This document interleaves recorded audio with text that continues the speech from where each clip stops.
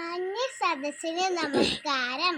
വിശപ്പ് സഹിച്ചവനെ പച്ചവെള്ളത്തിന് മതമറിയാൻ കൈകളിലെന്നൊരു ചൊല്ലുണ്ട്. നാം ഇന്ന് എന്ത് സമൃദ്ധിയിലാണ് ജീവിക്കുന്നത്. നമുക്കിഷ്ടമുള്ള ഭക്ഷണവും വസ്ത്രവും ആവശ്യാനുസരണം നമുക്ക് ലഭിക്കുന്നു.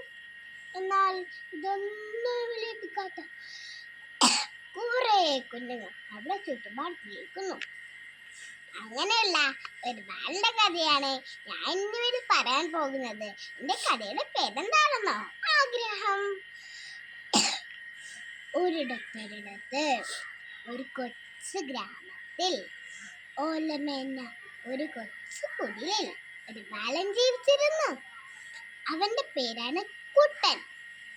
സ്കൂൾ ജീവിതം എന്താണെന്ന് പോലും അവന് അറിഞ്ഞിരുന്നില്ല. കഷ്ടപ്പാടും ദാരിദ്ര്യമായിരുന്നു അവന് കൂട്ട്. ഒരു നേരത്തെ ആഹാരം പോലും കഴിക്കാനില്ല. പഠിക്കാനുള്ള ആഗ്രഹം വളരെ വലുതായിരുന്നു. അവന്റെ വിഷമം കണ്ട് തന്റെ അമ്മ അവനെ ഒരു സർക്കാർ സ്കൂളിൽ ചേർത്തു. സ്കൂളിൽ ചെന്നപ്പോൾ എല്ലാവർക്കും പുതിയ ബാഗുകൾ, ചെരുപ്പുകൾ. ഇത് കണ്ട് കുഞ്ഞിന്റെ മുഖത്തേക്ക് നമുക്ക് നോക്കാനേ കഴിഞ്ഞില്ല. അവിടെ വെച്ച് കുട്ടിയുടെ ബാബുവിന് സുഹൃത്തിനെ ലഭിച്ചു. അവൻ വളരെ ധനികനായിരുന്നു. ഒരു ദിവസം കുട്ടന് ബാബുവിനോട് ചോദിച്ചു, നിന്റെ വീട് ഓലയാണോ ഓടാണോ? ബാബു പറഞ്ഞു, മാളികപ്പുറമുള്ള വീട്.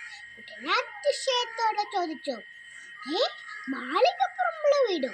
അതെന്താ? ബാബു പറഞ്ഞു, നീ അങ്ങനെയുള്ള വീടൊന്നും കണ്ടിട്ടില്ലേ? ഒരു ദിവസം ഞാൻ നിന്നെ എൻ്റെ വീട്ടിലേക്ക് കൊണ്ടുപോകാം.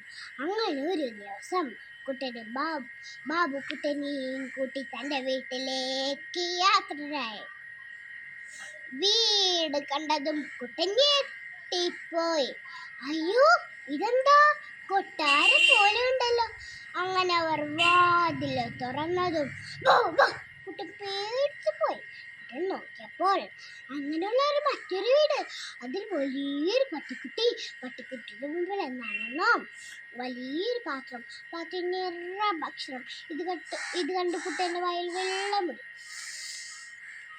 ഒരു ദിവസം സ്കൂളിലെ ടീച്ചർ എല്ലാവരോടുമായി ഒരു ചോദ്യം ചോദിച്ചു, നിങ്ങൾക്ക് ഭാവിയിൽ ആരാവണം?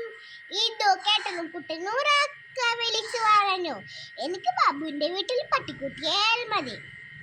ഇതു കേട്ടത് എല്ലാവരും ചിരിക്കാൻ തുടങ്ങി. എന്നാൽ